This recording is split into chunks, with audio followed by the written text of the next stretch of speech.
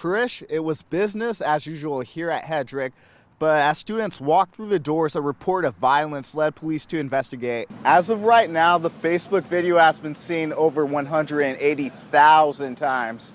And folks in Ashland may need to stay away from downtown if they intend to light up. One restaurant is taking advantage of the late night food business in Ashland. Reporter John Reinhardt has the story. 300 students and over 40 businesses came out to see how these careers can change their lives. Trish, I'm in Phoenix at a trailer park right next to my Circle K. Next year, the SOU student newspaper, the Siskiyou, will change from a class to a student-run club. Trish, attracting providers to our region has always been a struggle, but here at Jackson County Health and Human Services, the county is working hard to transition patients. Can we get every producer in the building to come to this stage and wave to that camera? We thank you for tuning in and have a wonderful day. Woo! See you here, Southern Oregon. Come on down. Come on.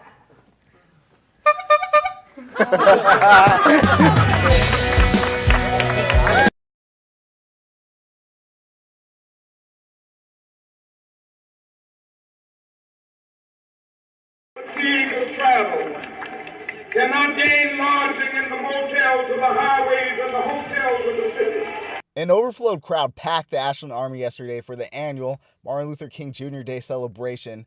Poets, dancers, and songwriters all paid tribute throughout the day to the life of Martin Luther King Jr. and the struggle he represented. The celebration here is a lot closer to King's dream or his vision than you see in larger metropolitan cities. After the celebration in the Ashland Armory, a crowd gathered in the Ashland Plaza to hear the full I Have a Dream speech echo across the walls of downtown Ashland. A portion of those who gathered in the plaza marched through the streets holding signs and saying, "No justice, no peace." After the I Have a Dream speech ended, some chanted, "Black Lives Matter." I think he would have been in support of a lot of what was going on. I think in the sense of, King was in support of even the Black Panther movement at the time. After looking back at 2015, a year where groups like Black Lives Matter held protests all around the country, one has to ask, nowadays, are we living the dream of Martin Luther King Jr.? For many, the answer is a tough one. I don't think we're there yet. I don't think there was really I don't know if you really say there's a definitive time or place that he had to say, here, the dream's over, because at any point in time, when you get to one point, well, then you want to improve. You want to keep going. You don't really want to stop. This was the 27th annual Martin Luther King Jr. Day celebration. If Martin Luther King Jr. were alive today, he would be 87 years old. Reporting from Ashland, this is Alexander MESADIEU. Back to you. Some good news for Grants Pass High's marching band yesterday. They found out they were going to be in the 2018 Macy's Thanksgiving Day Parade. It's pretty cool news. Yeah. News since Alexander MESADIEU shows us the moment they found out and let their words tell their story. The Grants Pass High School Marching Band has been selected to represent this community and the great state of Oregon and perform in New York City. So each year, Macy's Band Selection Committee receives well over 100 applications from across the country, high schools and colleges. And when we select a band, they represent their state. So first things first, Macy's looks for the finest bands to represent their state. And we know from the resume of Grants Pass High School Band that they are one of the finest marching bands in this state. Yeah, I never really thought I could do it, like go up there, but it's my opportunity, so I'm excited. It honestly feels awesome. I feel really proud of this program. And it's just, I don't know, I'm just super excited. The Macy's Parade, we love marching bands, and we love the artistic achievement of marching bands these days. And we really feel like Grants Pass does that year after year after year. It's a legacy of excellence here. And so we're really proud to represent, we're really proud to acknowledge the hard work here at Grants Pass and have them back for their second appearance in our parade. Typically, more than 3 million people come out to New York to see the Macy's Thanksgiving Day Parade in person.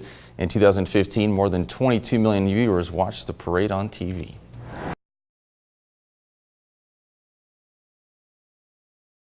I'm autistic. I can't relax. A video that shows several members of the Ashland Police Department taking a man down to the ground as he screams that he's being hurt has been making rounds on social media. You know, watching them take him down made me want to cry. It was hard to watch. It was really hard to watch.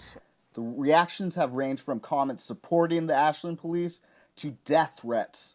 I've received death threats.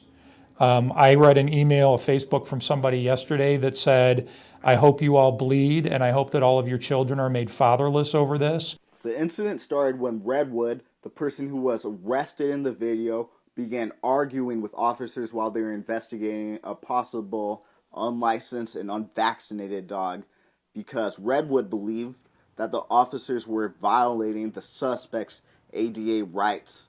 It was then that things got a little bit more heated. The man known as Redwood was told to get back several times, yet he continued to advance on the officers. He continued to try to inject himself into the situation.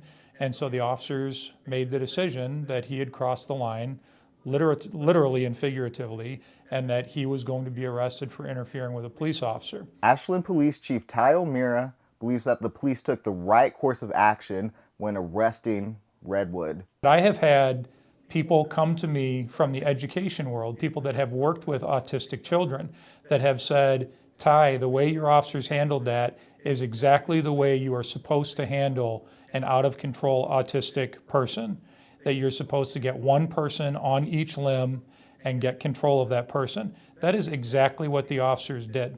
Others believe that the situation could have been de-escalated prior to making the arrest. And they also violated the ADA memo. They have a memo to police departments on how to handle people with mental illnesses or disabilities, and they say that your intention should be to de-escalate the situation. In particular, that helps with autism, where you want to bring the agitation down. And in this case, it was escalated. As of right now, the Facebook video has been seen over 180,000 times. According to Ashland Police Chief Ty O'Meara, the full body camera video of the incident will not be released until after the court trial. Reporting from Ashland, this is Alexander MESADIEU. Back to you.